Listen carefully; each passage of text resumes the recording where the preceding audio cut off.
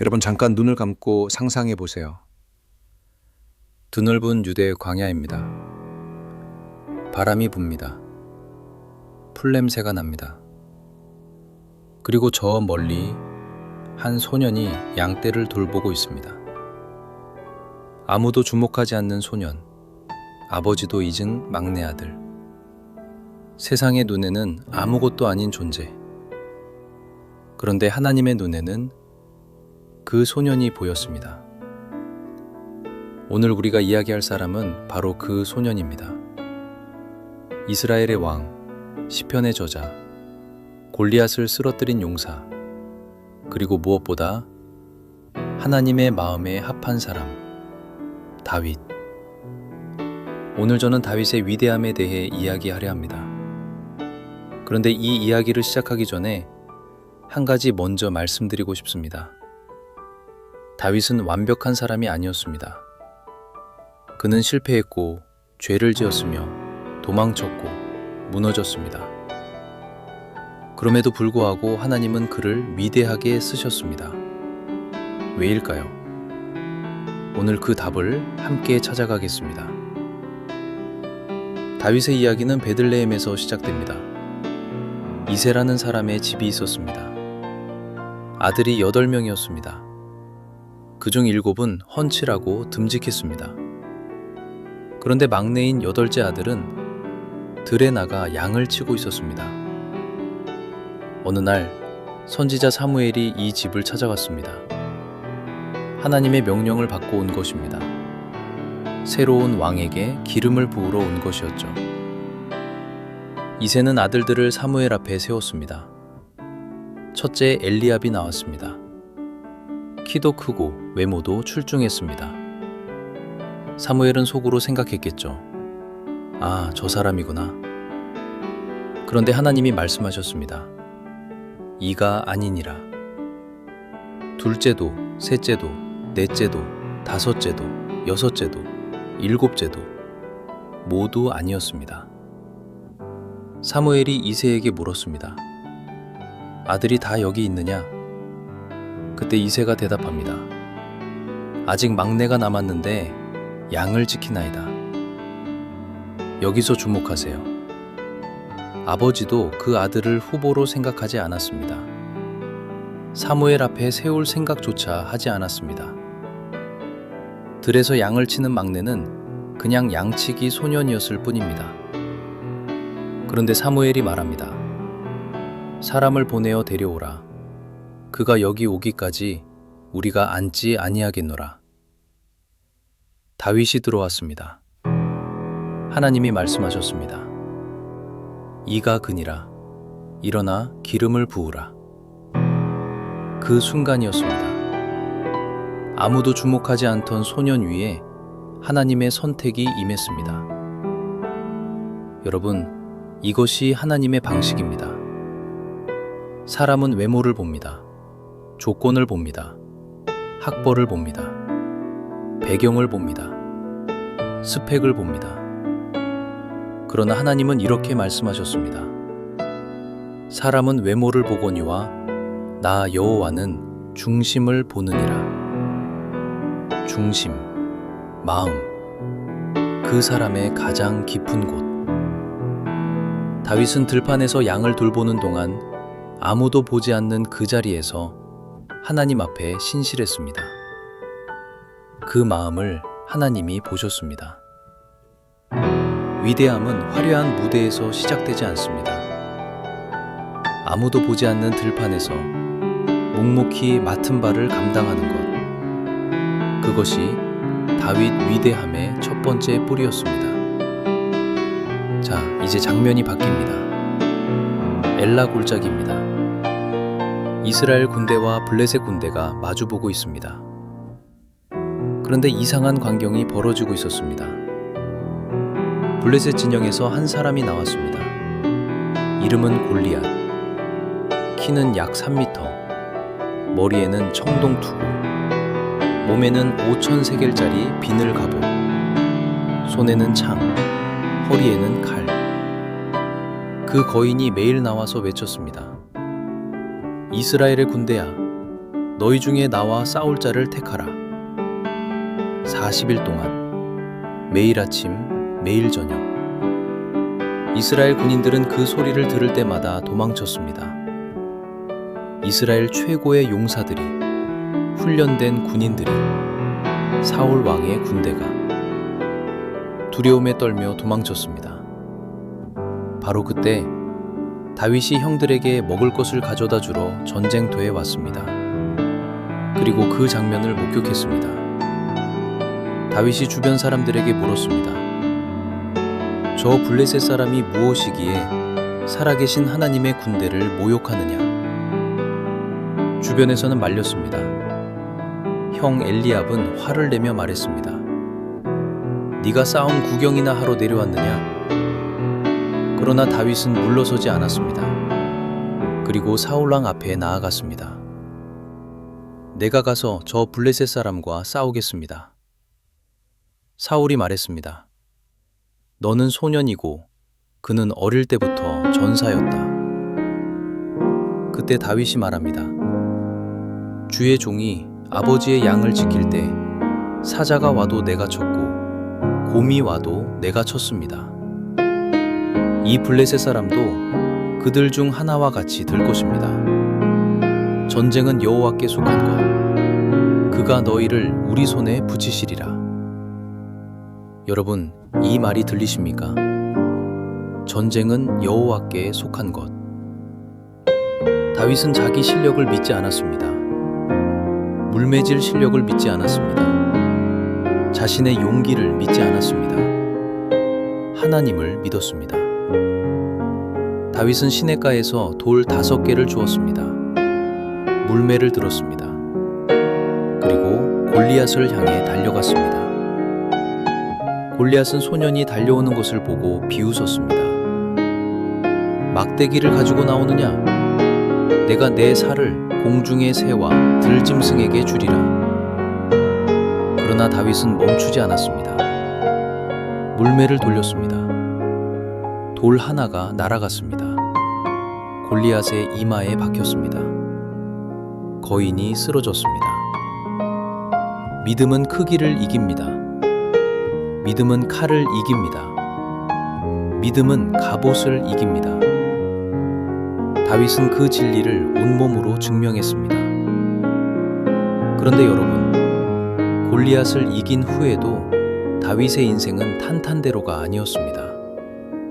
오히려 더 힘든 시간이 기다리고 있었습니다. 사울왕이 다윗을 질투하기 시작했습니다. 백성들이 다윗을 칭송하자 사울의 마음속에 두려움과 질투가 자라났습니다.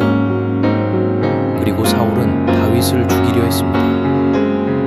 다윗은 도망쳐야 했습니다. 왕궁에서 광야로, 화려함에서 척박함으로, 환호성에서 침묵으로, 엔게디 광야, 십광야, 마온 황무지. 다윗은 수년간 도망자로 살았습니다. 그런데 여기서 놀라운 일이 일어납니다. 어느 날 다윗은 동굴 안에 숨어 있었습니다. 그런데 그 동굴에 사울이 들어왔습니다. 용변을 보러 온 것입니다. 사울은 다윗이 그 안에 있는 줄 몰랐습니다. 다윗의 부하들이 속삭였습니다. 지금이 기회입니다. 하나님이 원수를 두셨습니다. 다윗은 살금살금 다가갔습니다. 그리고 사울의 겉옷자락만 살짝 잘랐습니다. 그게 전부였습니다. 부하들은 이해할 수 없었을 것입니다. 지금 죽이면 됩니다. 이 고난이 끝납니다. 왕이 될 수 있습니다. 그런데 다윗은 말했습니다. 내가 여호와의 기름 부음 받은 자에게 손을 댈 수 없다. 이것이 다윗의 위대함입니다. 자신이 옳다고 해서, 자신이 억울하다고 해서, 자신에게 능력이 있다고 해서 마음대로 행동하지 않았습니다. 하나님의 주권을 자신의 감정보다 높이 두었습니다. 원수를 갚을 수 있는 자리에서 물러서는 것, 그것이 진정한 강함입니다. 그것이 광야가 다윗에게 가르쳐준 것이었습니다. 그리고 또 하나, 바로 그 광야에서 다윗은 시편을 썼습니다. 쫓기면서, 굶으면서, 두려워하면서 그 모든 감정을 하나님께 쏟아냈습니다. 하나님이여 나를 구원하소서. 주는 나의 반석이시오 나의 요새시라. 내가 사망의 음침한 골짜기로 다닐지라도 해를 두려워하지 않음은 주께서 나와 함께 하심이라. 광야는 다윗을 무너뜨리지 못했습니다. 오히려 광야가 다윗을 빚었습니다. 고난이 그를 하나님 앞으로 더 깊이 데려갔습니다. 이제 가장 어두운 페이지를 이야기해야 합니다. 다윗이 왕이 된 후의 일입니다. 봄이 되어 왕들이 전쟁에 나가는 시절, 그런데 다윗은 예루살렘에 머물렀습니다. 어느 저녁, 다윗이 왕궁 옥상을 거닐다가 한 여인이 목욕하는 것을 보았습니다. 밧세바. 그녀는 다윗의 충성스러운 부하 우리아의 아내였습니다. 다윗은 그녀를 불렀습니다. 그리고 범했습니다. 그것으로 끝이 아니었습니다. 밧세바가 임신을 했습니다. 다윗은 이 사실을 감추려 했습니다. 우리아를 전쟁터 최전선에 보냈습니다. 그리고 우리아는 전사했습니다. 다윗은 죄를 지었습니다. 그것도 아주 큰 죄를. 간음, 살인, 은폐. 왕이라는 권력으로 약한 자를 짓밟은 것입니다. 그로부터 시간이 흘렀습니다. 선지자 나단이 다윗 앞에 나타났습니다. 나단은 한 이야기를 들려주었습니다. 부자가 손님을 대접하기 위해 가난한 이웃의 단 하나뿐인 어린 양을 빼앗아 잡았다는 이야기. 다윗이 분노했습니다. 그 사람이 마땅히 죽어야 한다. 그때 나단이 말했습니다. 당신이 바로 그 사람입니다. 그 순간 다윗이 무너졌습니다. 변명하지 않았습니다. 권력으로 나단을 제압하려 하지 않았습니다. 내가 여호와께 죄를 범하였노라.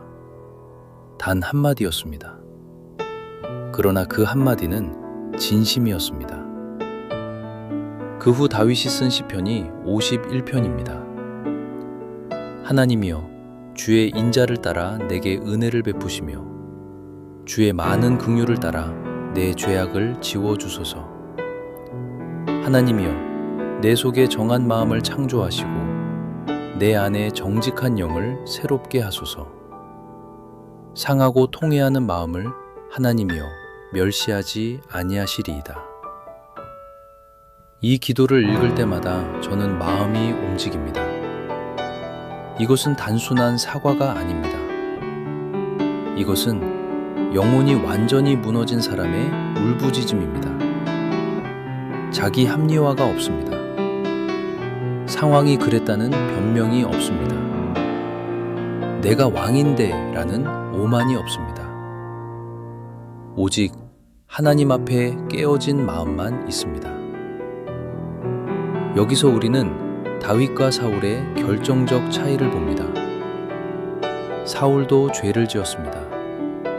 그러나 사울은 죄를 감추려 했고 핑계를 댔고 다른 사람을 탓했습니다.